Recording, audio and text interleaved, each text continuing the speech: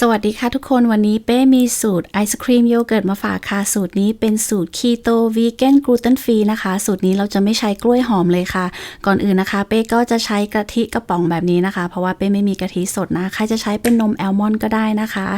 ก็จะใส่ลงไปในเครื่องปั่นเลยค่ะจากนั้นก็จะตามด้วยโยเกิร์ตมะพร้าวนะคะใครจะใช้โยเกิร์ตแบบไหนก็ได้แต่เป้แนะนำให้เป็นโยเกิร์ตที่มีรสธรรมชาตินะคะโยเกิร์ตรสธรรมชาติจะดีกว่านะคะจากนั้นเป้ก็จะใส่สารให้ความหวานแบบผงลงไปค่ะใครที่ใช้สารให้ความหวานแบบเป็นพวกไซรัปแบบนี้นะคะให้ตัดนมออกไปหรือว่าตัดกะทิออกไปนะคะอย่าใส่เพราะจะทำให้ส่วนผสมเหลวมากๆนะคะจากนั้นก็จะตามด้วยเนยถั่วที่ใช้ก็จะเป็นแบบธรรมชาติไม่มีน้ำตาลผสมแล้วก็ไม่มีเกลือผสมนะคะจากนั้นก็จะใส่กลิ่นวานิลลาลงไป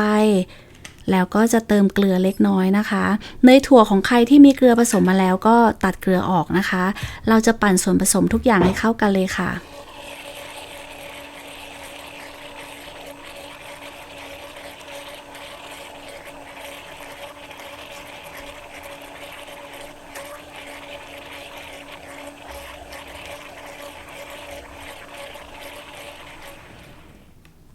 เสร็จแล้วก็จะได้หน้าตาแบบนี้นะคะจริงๆเหมือนโปรตีนเชคเลยเนาะ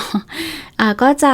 ส่วนผสมก็จะมีความเหลวนะคะเราก็จะเทใส่ภาชนะที่เราจะนำไปแช่แข็งเลยนะคะภาชนะเนี่ยแนะนำให้มีฝาปิดด้วยนะคะ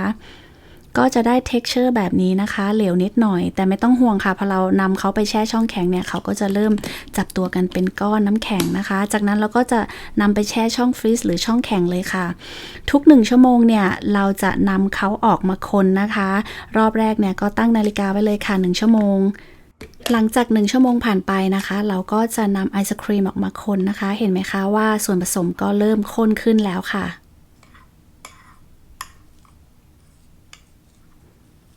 ทำไมเราต้องทำแบบนี้นั่นล่ะคะเพราะว่าเราไม่มีเครื่องทำไอศครีมใช่ไหมคะการนำตัวไอศครีมออกมาคนแบบนี้ก็จะช่วยให้ texture ของเขามีความคล้ายกับไอศครีมมากขึ้นนะคะจากนั้นก็ปิดฝาแล้วก็นำไปแช่ช่องฟรีซอีกรอบค่ะก็ตั้งเวลาไว้อีก1ชั่วโมงนะคะถ้าเพื่อนๆคนไหนไม่มีเวลาทำแบบในวิดีโอสามารถแช่ช่องฟรีซเอาไว้เลยนะคะประมาณ 4-5 ชั่วโมงค่ะนี่เสร็จแล้วนะคะอีก1ชั่วโมงเราก็นำออกมาคนค่ะนี่เห็นไหมคะว่ารอบที่2เนี่ย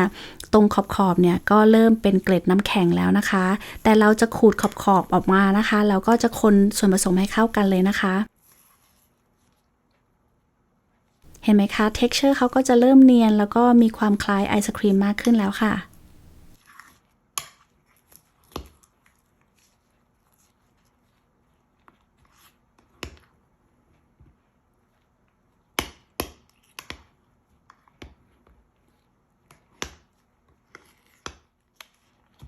เสร็จแล้วเราก็จะนำไปแช่ช่องแข็งหรือช่องฟรีซอีก1รอบนะคะครั้งนี้ก็เป็นครั้งที่3แล้วนะคะ